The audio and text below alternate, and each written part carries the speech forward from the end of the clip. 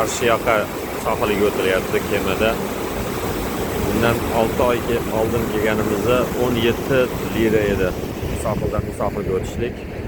Endi 35 lira bo'ldi. Narxlar ko'tarilibdi. Kun bo'lishiga qaramasdan doimiy kemalar qatnovi bor.